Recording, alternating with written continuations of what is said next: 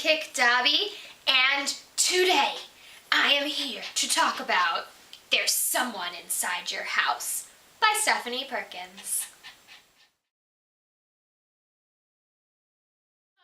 If you don't know, this is the first book Stephanie Perkins has published by herself since the Anna and the French Kiss series finished off, and it is a slasher book. I had an opportunity back in June to interview Stephanie Perkins about this book, and she actually convinced me to really give it a try. I was a little worried because I'm not a huge slasher person with movies or scary books or anything because I get too freaked out. But she described it as a typical Stephanie Perkins book, her characters just with a high body count. And that's really what this is. I absolutely fell in love with this book. This is actually a half arc that I have that I got in June, which I do not recommend reading if you have it because it ends at a really, really bad spot. I actually did not read this arc.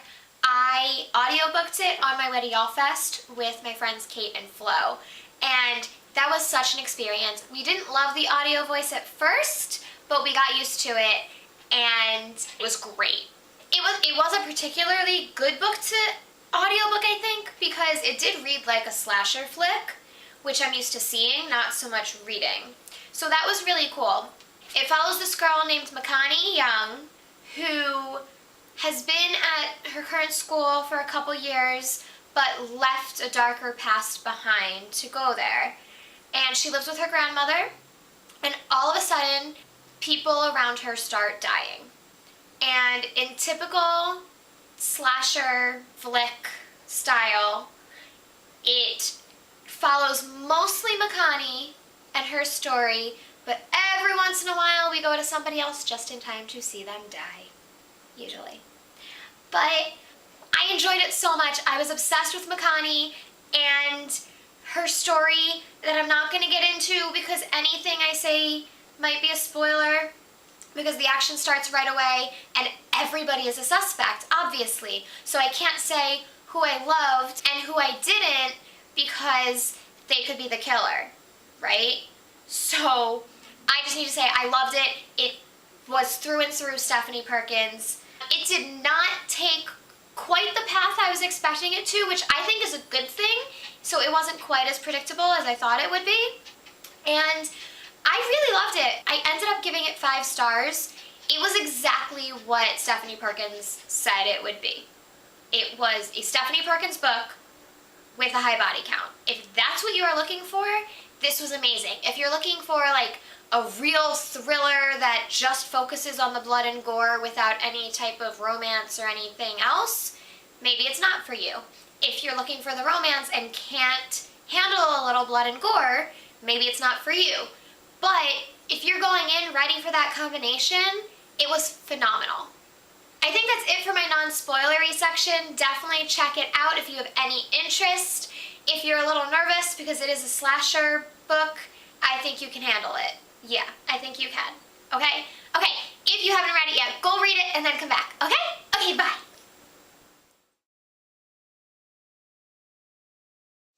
Alright, hopefully if you're still here, that means that you have read the book because I am about to get into all the spoilers.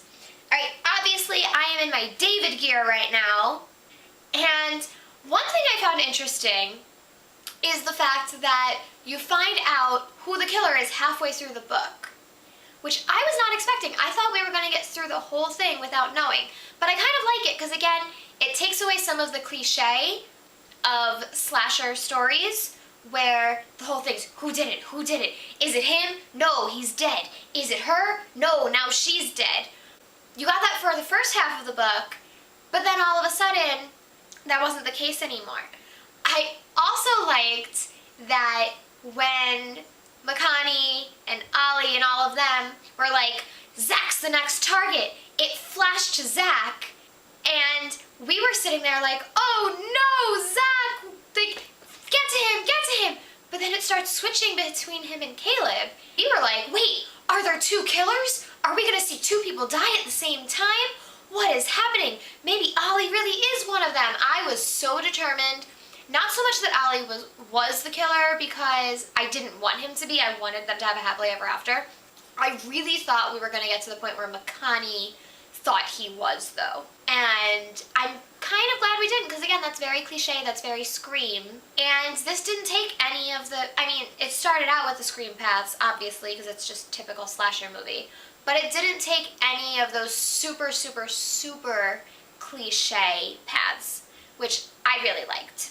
Like I said, we audiobooked this on the way to YALLFest and a little bit on the way back, and we were getting a kick out of it. By the time we got there, we knew it was David. We knew he was out and about and still killing people. He hadn't been captured. He hadn't been killed. That whole ending part hadn't happened. So, all night, anytime something weird happened, we're like, is it David? Oh my gosh, David's there. Stop, David. I gotta stay away from David. And we were just having so much fun with this book. I'm really glad I was able to experience it with other people and I wasn't just doing it by myself, because we really had a good time with it. At one point I was really scared that it was going to be Darby, because I love Darby. I loved that he was a transsexual character, and I was terrified that they were going to make a transsexual character evil, because not that they can't be evil in real life, but just that there's such a stigma attached to that already. I don't think it would have been doing any justice to his character to make him a villain. Because of that, I'm also glad that he did survive. I need to talk about that moment when we thought he and Ali were both dead, because I was driving and I heard that part, but my mind was kind of going elsewhere and I wasn't fully registering it. And then it goes to a moment later and Makani is talking about the two of them being dead on the floor, and I was like, wait, what? What do you mean Darby and Ali are both dead? Why are you talking about their bodies? What just happened? And my friend, of course, was like, that happened 2 minutes ago. Where were you? So we went back and listened to it again, and I'm just like, no. And then, flash forward to a little bit later, when she's swimming through the seeds, which, that sounds painful, by the way. I discussed that with my friends. That does not sound like fun. But she's swimming through the seeds, and Darby comes, and BAM! I was like, yeah, I knew one of them would be alive, but I kind of hoped it would be Ali. I love Ali. I really like him. Anyway, then turns out Ali was alive too. Yay! What? One thing I would have changed slightly is I would have had a little bit of an epilogue after the whole thing. I actually probably would not have made it clear that Ali was alive then. I probably would have had his brother just kind of run off and not know what happened there. And then flash forward to like Ali coming home from the hospital and everything's hunky-dory and they're having a memorial for Alex and everyone's kind of trying to move on with their lives. Honestly, like, no complaints, really. That's just, I would have just done it slightly differently, but that's not saying that that's better. No complaints. I loved it. I want to talk about David's motivation, because obviously you're reading this and you're like, why on earth is this happening? Like, what is his reasoning? Characters acknowledge pretty early on that he is attacking people with talent. And it seems to even be like the people with the most talent in their kind of clique. It took them a little bit longer, but it took me not very long to realize, like, okay, this guy feels invisible. He feels stuck. He's unnoticed. So he's attacking people that are worthy and noticeable. In his mind, he was attacking the people that were going to be getting out of the town, because he felt stuck and he wanted everybody to be stuck. It's not even stuck with him, because he saw this as his way out of the town, but he wanted them to be stuck in the town dead as he got out in prison. That part didn't quite make sense to me. None of it made sense to me. He was a serial killer. Nothing about him made sense.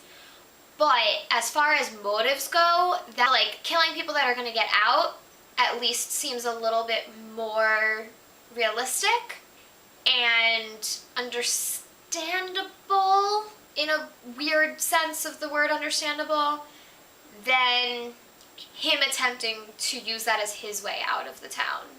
Because you're not, I wouldn't really call that, like, you're technically out of the town, but what's the difference between being stuck there, living a life, or in prison there, and being in a high security prison elsewhere that's technically out of the town?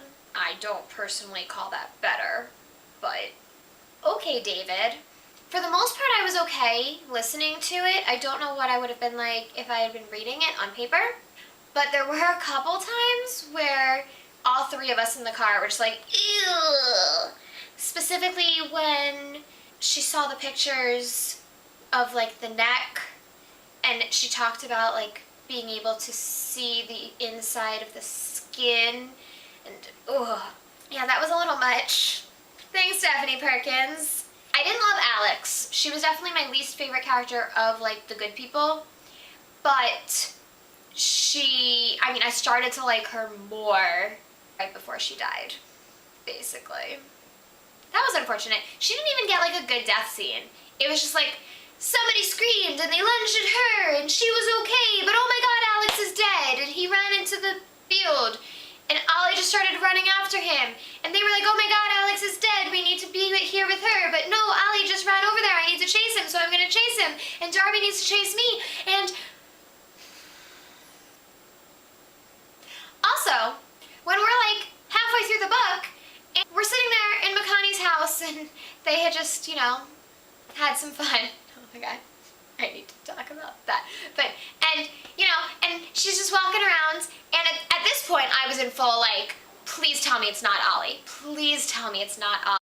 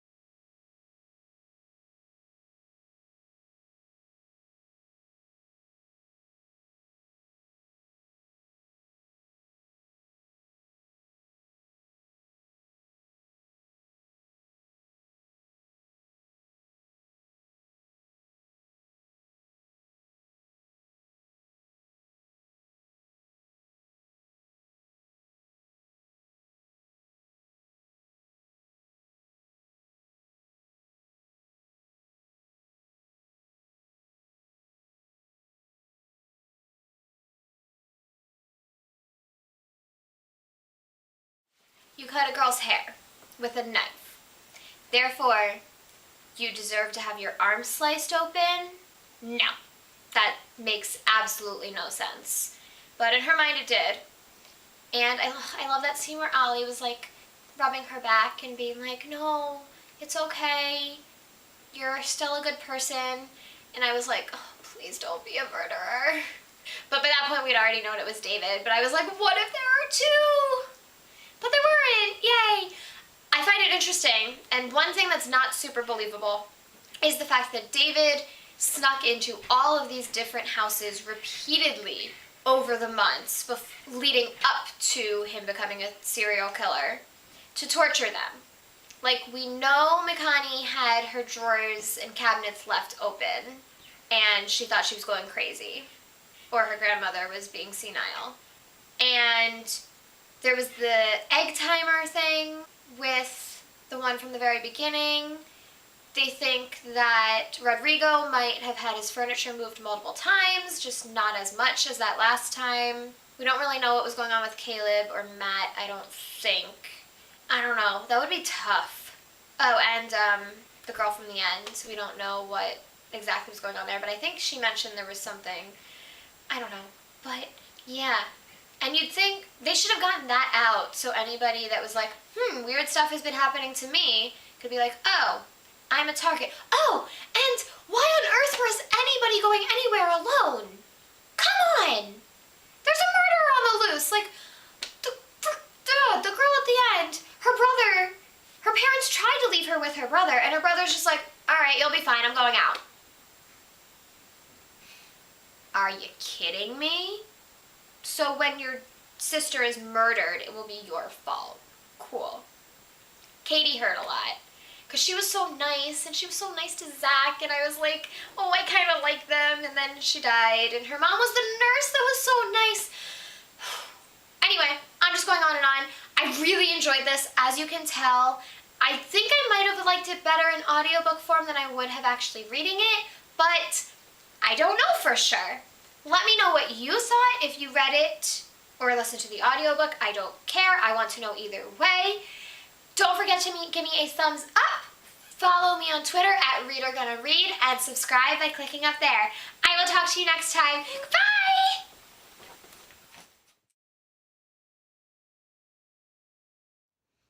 Hey, Ellie and Dobby here. Like the video? Come subscribe. Do it right now. Click it.